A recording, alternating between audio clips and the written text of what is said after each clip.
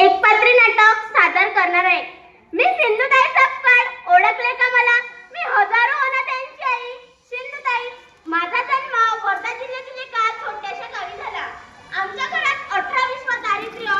त्यामुळे माझे बाबा गावातील गुरेढोरे चारायचं काम करत तर आई दुसऱ्यांकडे मोलमजुरीचं काम करीत होती. अशा अत्यंत गरीब कुटुंबात माझा जन्म झाला.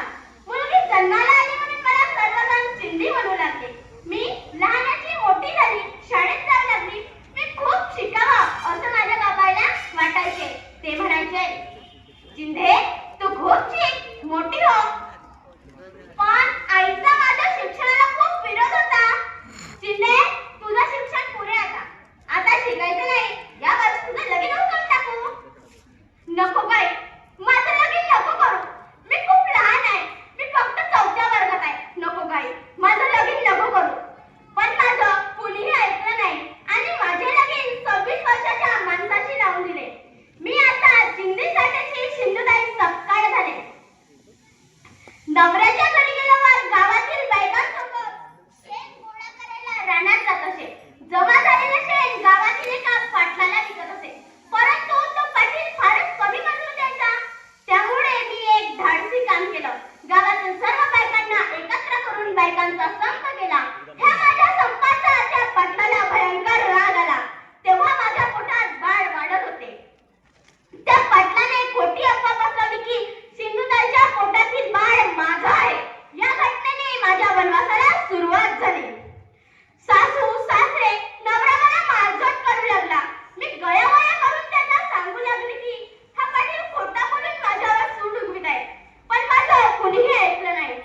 एक दिवस माझ्या नवऱ्याच्या अंगात राक्षस संचारला. तो म्हणाला, चिंधे तुला जिवंत सोडित नाही, तुझ्या बाळालाही जिवंत काढतो. हे त्या पाटलाचं पाप आहे, मर आता तुझ्याच मरणाने. मर, हे त्या पाटलाचं पाप आहे, मर आता तुझ्याच. माझ्या घरी राहायचं नाही. नका मारू, नका मारू. तुझ्या पाटलाचं नका मारू. 10 दिवसाची मी ओली पाडते. नका मारू.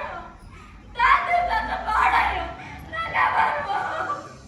हे त्या पाटलाचं पाप आहे, मर आता तुझ्याच मरणाने. नका मारू. 10 दिवसाचं बाळ आहे. नका मारू. 10 दिवसाचं बाळ आहे. नका मारू. पण कुणीही मदतीला आले नाही आणि मला घराबाहेर हाकलून दिलं.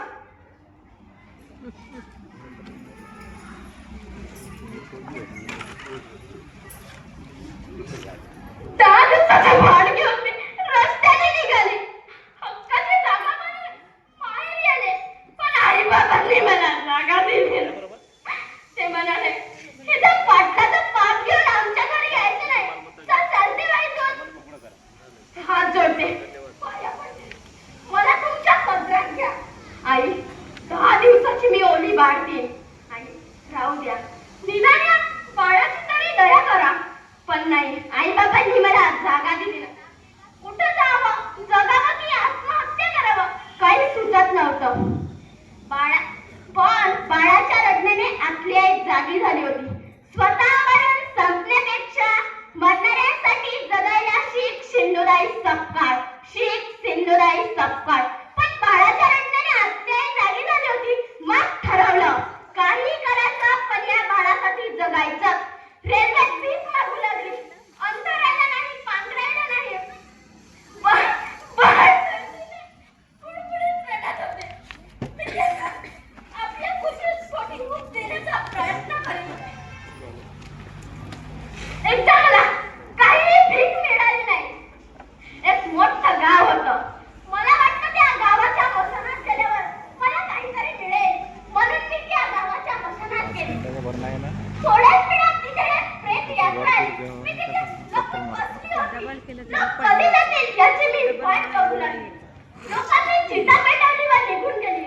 मी हळूच त्या विसांब्यावर गेली. त्या ठिकाणी मला थोडं पीठ व 1.25 रुपया मिळाले. मशालातील खापऱ्यामध्ये पाणी साचले होते. त्यातील एका खापऱ्याला स्वच्छ करून पीठ भिजवले. चितेच्या निखाऱ्यावर भाकर भाजून खाल्ली. तेवढ्यात सुरेश भट्ट यांच्या कवितेच्या 2 ओळी आठवल्या. इतकेच मला जाताना सरणावर कळले होते. इतकेच मला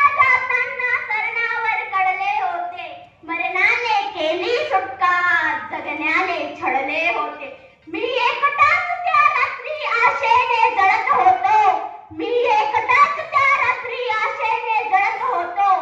मी विझलो तेव्हा सारे आकाश उजळले होते. मरणाने केली सुटका, जगण्याने छळले होते. धन्यवाद. जबरदस्त.